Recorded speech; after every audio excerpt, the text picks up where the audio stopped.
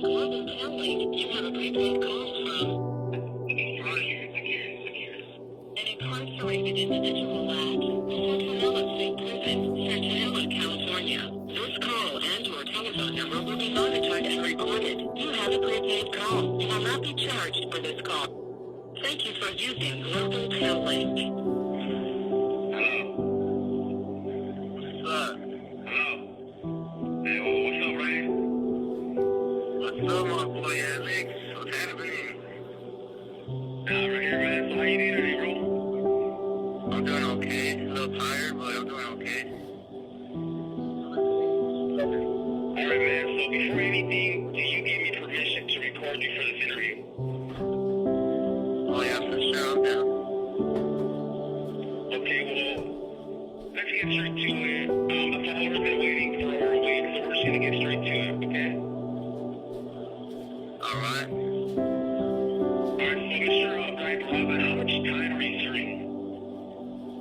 I'm serving 74 years to life sentence. Wow, that's a significant amount of time. So, is this a typical sentence in California for these types of crimes?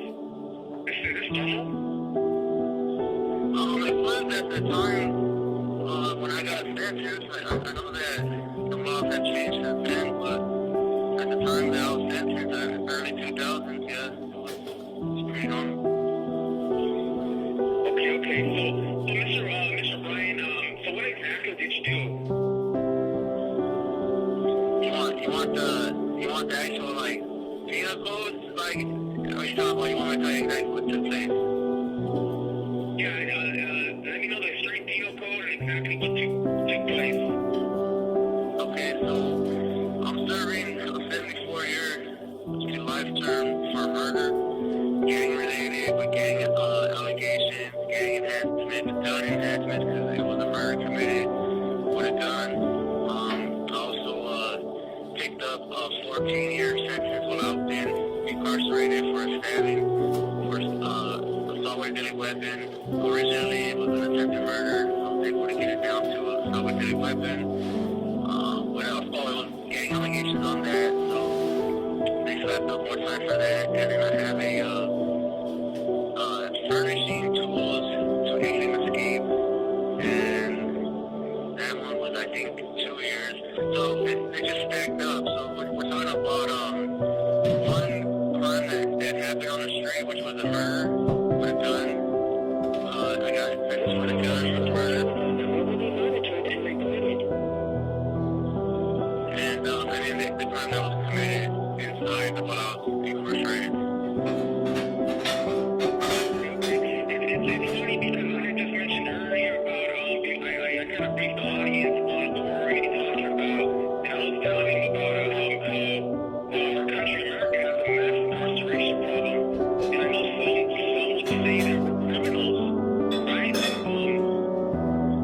But it's funny because they're sentencing people to 20, 30, 40, 50, 60 years in prison, and you say they sentence you 75 years to life. Is that correct? 74 to life, oh yeah. Okay, excuse me, 74 years. Why do you think our country, especially California, why do you think they're so extensive when it comes to sentencing people in our own country? I think it has to do with politics. So, like, things shift, right? So, like, right now we're like experiencing another shift, right? It's being a little more lenient now in California, actually. And in fact, that's why I'm not going to be doing those 74 years to life. It looks like I might just be serving 25 at life because of new laws that have given me the opportunity to go to board early because I was considered a youth offender. But nonetheless, at the time when I got that sentencing, those laws were in place because there was like a heavy ideology that we have to lock up criminals, we have to lock up gangbangers, and that's what it was a gangbanger.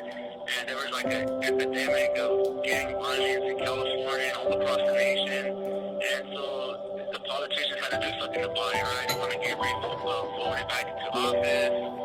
And so they have to be tough on crime. And so in the United States, that's what you see. Even though you hear about, the U.S. being like this great, awesome country, this fair country where there's freedom and all these other countries don't got like that. Well, guess what? You know, they really like down on crime, and especially like gang violence, and that's the life that I was living off of gangs. For sure. So let me ask you a question. Do you think your sentence was fair? 74 years to life for the crime that you committed. You took the life of an individual. Do you think it was fair at the time? Oh, definitely. I have never, not even when I'm old now, right? I'm 45 now. And even at the time when I committed the crime, I was 21. Even back then, I didn't even have as much of a knucklehead that I was, and as much of an idiot that I was. I didn't think like, oh, this was unfair. I killed somebody. Like, I knew the magnitude of that of taking a life. So the fact that I'm even allowed to be alive myself while somebody else died because of me, I mean, that in itself is, I get to see my family still. I get to live a life in here. I mean, I got high hopes for now of getting my freedom back. It's really quite unfair for the person, for the victims. This call and your telephone number will be monitored and recorded. I mean, it's really like, I get it, like, I understand, there's these laws and there's like a consensus of what's fair and what's not, right? But it's really like, it's starting to begin now, because as an adult, like, with the better, like, worldview and a better value of life, I think it's quite unfair. I think it's unfair not for me, but for the victims who are not alive anymore. And now I just gotta, like, I have to do something to honor them, right? To do something for what I've done. So, yeah, I think it was totally unfair to them. I don't think it was unfair to me. Okay, nice. That was deep, man. Thank you for sharing that. So, looking back at the time you were 21, obviously you're in county jail, facing a murder trial, waiting to go to trial. How does someone prepare psychologically for such a thing taking place, for especially someone that is 21? How did you handle it?